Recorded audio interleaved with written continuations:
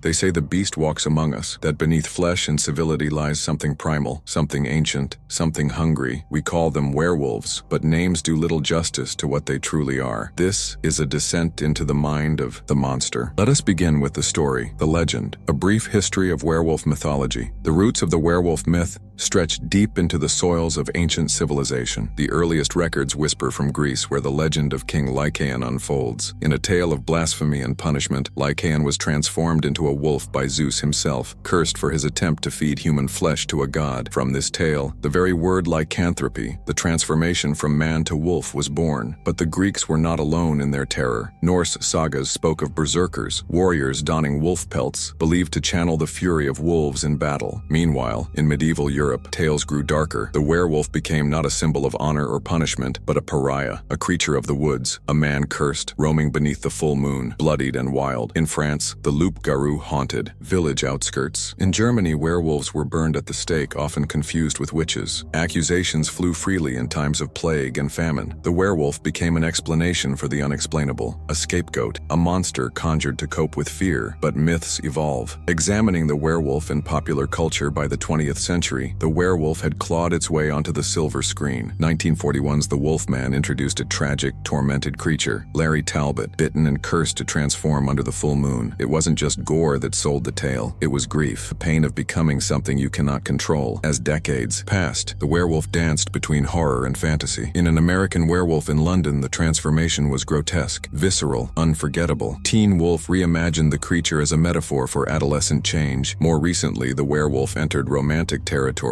sharing screen time with vampires and witches in Twilight and the Vampire Diaries. But regardless of era or tone, one theme endures: the duality, man and monster, victim and predator, self and other. Exploring the psychology behind the werewolf myth. Why does the werewolf captivate us? Why does this myth endure? Some psychologists suggest lycanthropy represents the loss of self-control, a surrender to urges buried beneath layers of social conditioning. The werewolf is an avatar for rage, lust, addiction, all-consuming emotions we try, often in vain, to keep buried. It is also the fear of transformation, of becoming someone or something we no longer recognize, a metaphor for madness, for illness, for the beast within. Freud might have seen the werewolf as the id, unleashed, primal, instinctual, driven by desire without regard for morality. Jung, on the other hand, may have seen it as the shadow self, the parts of us we deny, yet must one day confront. And in every culture, the wolf has remained a powerful totem, revered, feared, wild. To fuse man and wolf is to blur the line between civilization and nature, between predator and prey. It is that line we will continue to walk as we turn the page and peer deeper into the darkness. What lies beneath the fur and fangs? What animates the creature when the moon reaches its zenith and humanity fades into instinct? To understand the werewolf, we must look beyond the myth. We must observe the behavior of the beast. Physiological changes. The transformation is the most well-known aspect of lycanthropy and the most horrifying. Eyewitness accounts, often dismissed as fevered hallucinations, describe the change as violent. Bones break and reknit, limbs elongate, fingernails placken into claws, teeth erupt into jagged points. The skin stretches, tearing and reforming until fur sprouts from every pore. 1 second, and the next, monster. Height and mass increase exponentially. Musculature becomes dense, compact, capable of feats of strength no human should achieve. Reports tell of werewolves leaping 15 feet into the air, rending doors from hinges, smashing through barricades meant to hold vehicles at bay. Their senses are heightened, smell most of all. Some theorize a werewolf can detect a drop of blood in a pool of water. Others believe they can follow a scent trail for miles, even days after it's gone cold. Their eyes change too. Some glow amber, others red, but all share a terrifying clarity, an intensity that sees beyond flesh, beyond masks, straight into fear. Behavioral patterns. The classic behaviors are well documented, though often romanticized. Howling at the moon is not simply theatrical. It is communication, a territorial cry, a warning, a call to others of its kind. Hunting behavior is erratic, yet purposeful. The werewolf often favors raw meat, especially that of large prey, deer, cattle, humans. There are reports of werewolves dragging their kills into the woods, feasting under the moonlight with disturbing precision. They do not kill for sport, but survival or compulsion. Aggression spikes during the full moon, a behavior consistent across centuries of lore. Some theorize the moon's gravitational pull may trigger biological responses, akin to tidal changes or hormonal shifts. Others believe it's psychological, a symbolic unleashing of the darker self. Werewolves, even in human form, may display subtle behaviors, avoidance of moonlight, sudden bursts of anger, a tendency to isolate. These are not myths, they are patterns. Emotional motivations behind the teeth lies something unexpected. Emotion. Many believe the werewolf is devoid of humanity during its transformation, but that is not always the case. There are those who remember, those who recall flashes of their nocturnal rampages, the screams, the blood, the chase, and they are left with overwhelming guilt and rage, not at others, but at themselves. Anger is often a trigger. So is fear, jealousy, sorrow. These heightened emotions may serve as the fuel that ignites the transformation. The more emotionally unstable the individual, the more frequently they shift, and the more violent the result. Others describe the sensation as being possessed yet fully aware, their consciousness buried beneath a tidal wave of instinct. They watch as their hands, now claws, commit unspeakable acts. Some even relish it. For those who feel powerless in their daily lives, the transformation offers strength, freedom, release. The monster becomes a mask they wear proudly, a liberation from weakness. It is here that the true horror resides, not in the killing, not in the fur, but in the part of them that does not want to be cured, that chooses the beast. They walk among us at school, at work, at home. Werewolves are not always monsters in the woods. Sometimes they wear familiar faces. Sometimes they're the ones you trust most. But the signs are there, if you know how to look. Observing the signs, the first indicators are often physical, subtle shifts that defy explanation. Unusual strength is one. Individuals who display momentary feats of near superhuman power,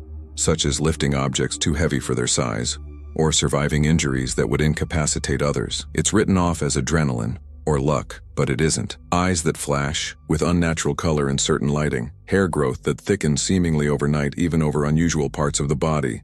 Shoulders, spine, hands, and then there's the skin, tougher, almost resistant to wounds. Bruises fade quickly. Cuts heal within hours. Some report an odd smell, earthy, musky, vaguely metallic, clinging to suspected werewolves, especially as the full moon nears. Others speak of voices that shift pitch in odd moments, breathing that becomes labored without effort.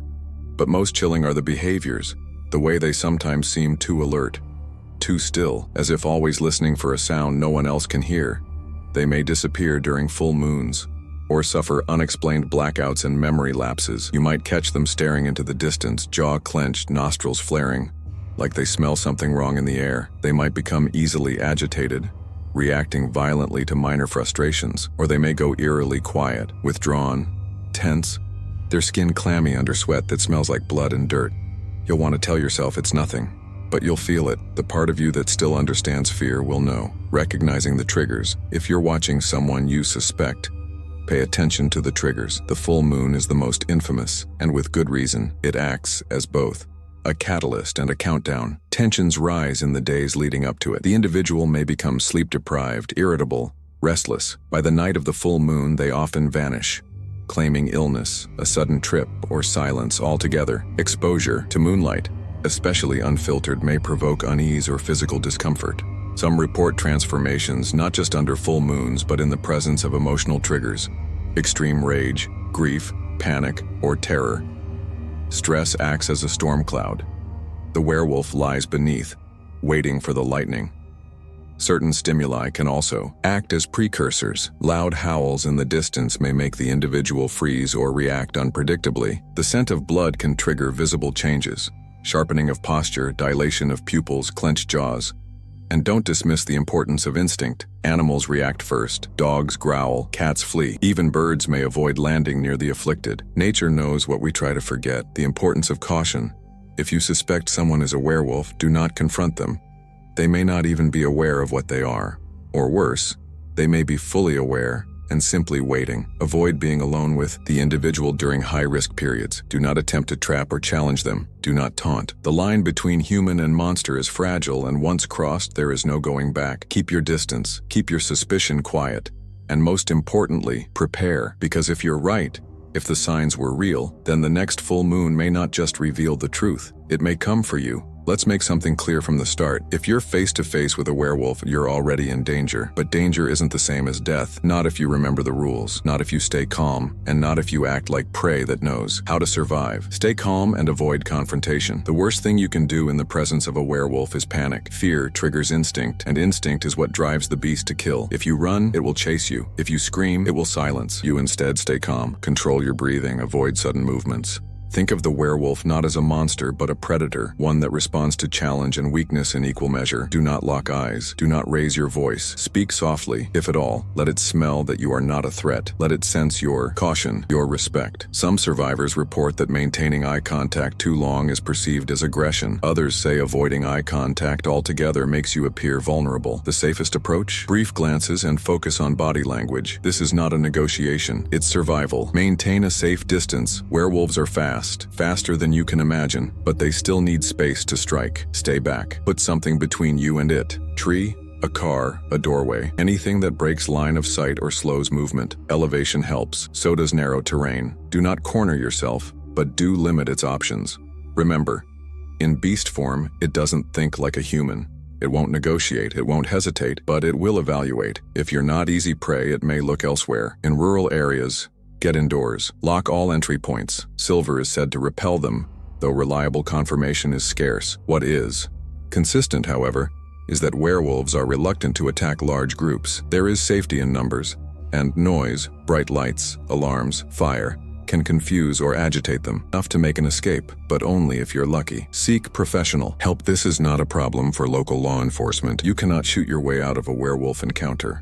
Not with bullets made of lead and certainty. If you survive the night, if you have reason to believe someone around you is a werewolf, contact experts, cryptozoologists, occult specialists, hunters if such people still exist in your part of the world. Yes, the authorities will dismiss you. You may be laughed out of every room, but those who believe, those who know, will find you. There are networks, quiet ones, hidden forums, obscure phone numbers and encrypted inboxes. They don't advertise, but they listen. Tell them what you saw. Provide details. Be honest.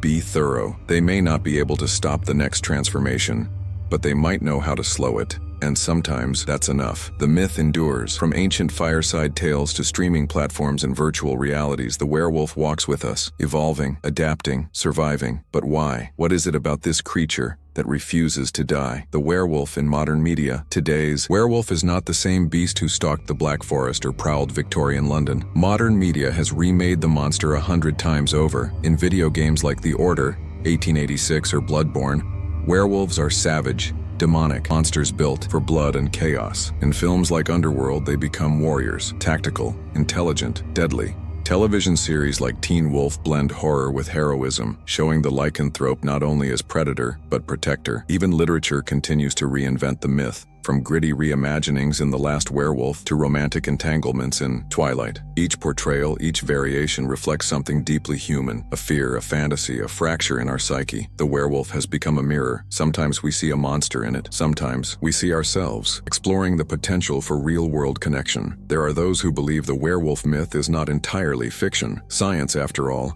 has blurred lines once thought impassable. Genetic mutations can cause excessive hair growth, fanged teeth, sensitivity to light, and irregular circadian rhythms. Hypertrichosis, known as werewolf syndrome, has been documented throughout history.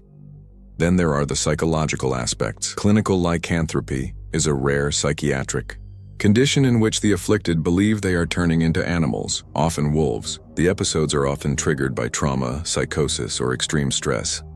To the sufferer, the transformation feels real, and sometimes that belief is enough to alter behavior in terrifying ways. There's also growing research into sleep disorders, such as parasomnia and REM sleep behavior disorder, which can cause people to act out violent dreams, sometimes with no memory of it. Put simply, monsters may not have fur and claws, but they do walk among us. The enduring power of the werewolf. Werewolf myth survives because we still don't fully understand ourselves. We are creatures of instinct wrapped in rationality. We fight urges with laws. We bury our darker thoughts beneath civility. But the beast never truly dies. It waits. The werewolf reminds us of what we're capable of, the rage we suppress, the hunger we deny, the freedom we both fear and crave. And in an age of technology, surveillance, and conformity, the myth of transformation, the idea that you can become something else under just the right conditions, remains tantalizing, terrifying, timeless. So, the next time you hear a howl in the night, the next time you see something move just out of the corner of your eye, the next time you wonder about the person who never seems